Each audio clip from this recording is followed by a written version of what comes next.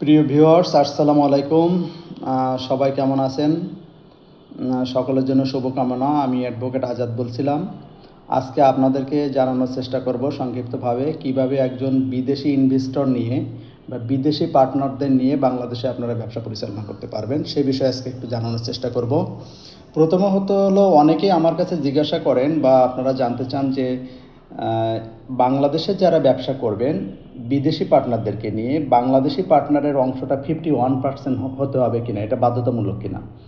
জানিয়ে রাখি যে এটা একদমই বাধ্যতামূলক নয়। আপনারা চাইলে যারা বাংলাদেশি পার্টনার আছেন তারা 1% রেখে এবং বিদেশি পার্টনারদেরকে 99% দিয়ে ব্যবসা করতে পারবেন, লিমিটেড কোম্পানি করতে পারবেন, কোনো অসুবিধা নেই।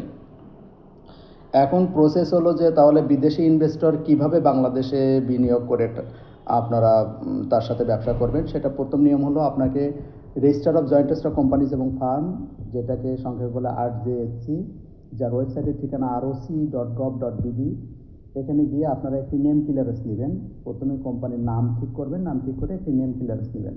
নেম ক্লিয়ারেন্স নিয়ে কোম্পানি একটি প্যাড তৈরি করে draft memorandum, article of association, memorandum of association, কোম্পানির ফর্ম 12, এগুলো তৈরি করে আপনারা একটি ব্যাংকে যাবেন, শিডিউল ব্যাংকে গিয়ে একটি প্রপোজড অ্যাকাউন্ট ওপেন করবেন কোম্পানির নামে। প্রপোজড অ্যাকাউন্ট ড্রাফট জমা দিলে একটি প্রপোজড অ্যাকাউন্ট ওপেন হবে। সেই প্রপোজড অ্যাকাউন্টে বিদেশি পার্টনার যিনি আছেন, ইনভেস্টর যিনি আছেন, তিনি তার বিনিয়োগ পাঠানোর পরে ব্যাংক একটা ইনক্যাশমেন্ট সার্টিফিকেট ইস্যু করবে। ইস্যু করার পরে এই ইনক্যাশমেন্ট সার্টিফিকেট সহ আপনারা RJSC-তে জমা দিবেন।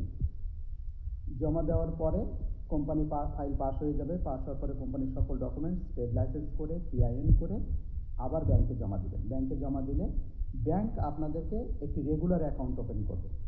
ওপেন করার পরে প্রপোজড অ্যাকাউন্ট থেকে টাকাটা রেগুলার অ্যাকাউন্টে ট্রান্সফার করবে। বিদেশি বিনিয়োগকারীর টাকাটা রেগুলার অ্যাকাউন্টে ট্রান্সফার করার পরে প্রপোজড অ্যাকাউন্টটা ক্লোজ হবে, রেগুলার অ্যাকাউন্ট থেকে চেক বই ইস্যু হয়ে যাবে। তারপরে আপনারা যারা বাংলাদেশি বিনিয়োগকারী রয়েছেন তাদের টাকাটা রেগুলার অ্যাকাউন্টে আপনারা দিয়ে দেবেন। দিয়ে দিলে কোম্পানির ব্যবসা শুরু হয়ে গেল। এরপরে আপনারা অন্যান্য লাইসেন্সগুলো নেবেন, যেমন যদি আপনাদের গার্মেন্টস ইন্ডাস্ট্রি বা কাপড়ের ইন্ডাস্ট্রি হয় সেই ক্ষেত্রে আপনারা ডিপার্টমেন্ট অফ টেক্সটাইল থেকে নিবন্ধন নেবেন। যদি অন্যান্য ইন্ডাস্ট্রি হয় তাহলে Bangladesh investment development authority BIDA থেকে নিবন্ধন নেবেন। এরপরে আপনারা ব্যবসা শুরু করবেন। কমার্শিয়াল হলে কমার্শিয়াল রেজিস্ট্রেশন নেবেন বিডা থেকে। তবে বলে রাখি, যদি বিদেশি বাংলাদেশে এসে কাজ করতে চায় তাহলে তার বিনিয়োগের পরিমাণ মিনিমাম $1 লাখ হতে হবে। তাহলে বাংলাদেশে সে ওয়ার্ক পারমিট পাবে, বিজনেস ভিসা পাবে।